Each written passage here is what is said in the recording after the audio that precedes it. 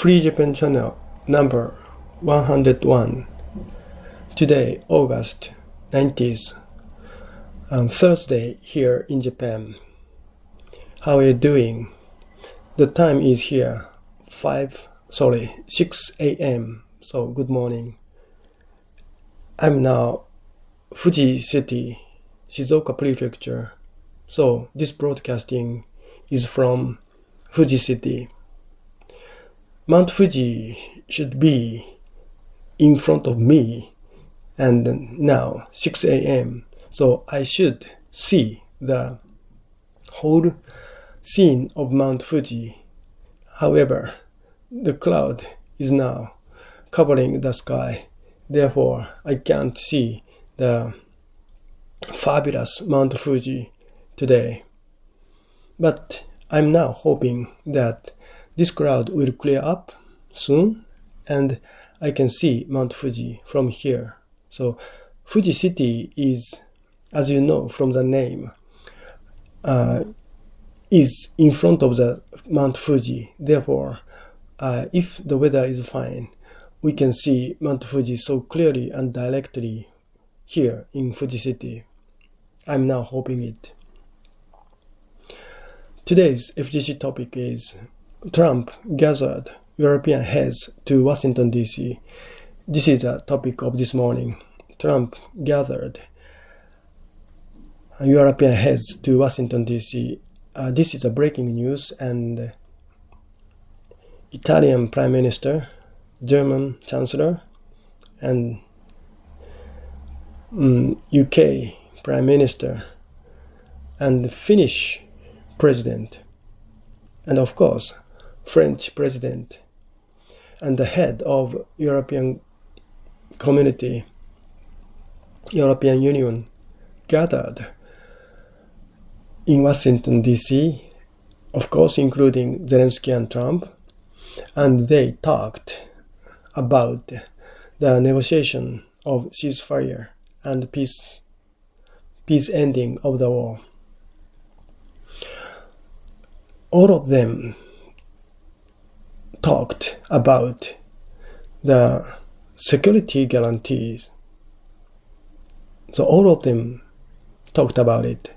However, the concrete content of security guarantees were not clear. And President Trump also mentioned security guarantees, but he didn't touch the clear content of these guarantees. Of course, this security guarantee does not mean that Ukraine will join the NATO.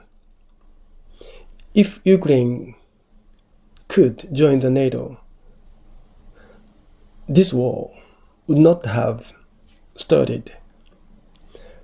President Putin were furiously against the entrance of Ukraine in NATO. Putin resolutely said that he couldn't admit the entrance of Ukraine in NATO. Therefore, even now, European heads, and of course Mr. Trump, cannot say that Ukraine would enter the NATO. Then how do they guarantee the military security of Ukraine? This is the most important issue, and the concrete content was not mentioned in the public place in the conference. Of course, in the covert meeting, this issue, that is concrete content of security guarantees, were discussed among these leaders. However, the content was not clarified and revealed. Maybe later this content will be talked in front of the media. Anyway, it was a significant meeting, in my opinion, that these European leaders gathered in Washington, D.C. and talked about the ceasefire and peace talk. Looking back, these European leaders were always on the side of Ukraine from the inception of Ukraine war. And they, the leaders, always criticized Putin for invading Ukraine. Nevertheless, when we look at the history of that part of the world, so Ukraine part, the situation is not so simple. The situation is not so simply Putin's invasion to Ukraine. Russia and Ukraine have been inseparable from historical point of view. We can even say that Russia came into being from Ukraine. In fact, it was 800 or 900, therefore 9th century or 10th century, the beginning of Russia. At the time, the capital of Russia was Kiev, so present Ukraine. From this historical fact, we can see that Russia and Ukraine are inextricably bound with each other. Of course, Ukraine people now want to escape from this influence of Russia and go to the West, because the Western culture, the Western economy, the Western lifestyle is much, much more attractive to Ukraine people than that of Russia, of course. Of course it should be. However, from security point of view, the situation is much more complicated. Russia needs Ukraine territory for the security against the NATO country. The NATO expanded and expanded. It included Poland, Romania, Hungary, Czechoslovakia. Therefore, every time the NATO expanded, Putin felt threatened by this eastern expansion of the NATO. Still now, Russians have the vivid memory, not direct memory, but the memory from father, from grandfather, that Germany so overwhelmingly invaded the Soviet Union territory. It was from 1941 to 1945, almost 4 years. So this memory is now deeply rooted in the mind of Russian people. Therefore, when the NATO expanded Eastern world, it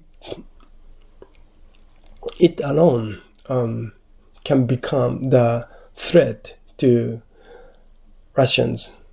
Of course, Putin knows it very well. Therefore, Belarus and Ukraine, these two parts, cannot enter NATO.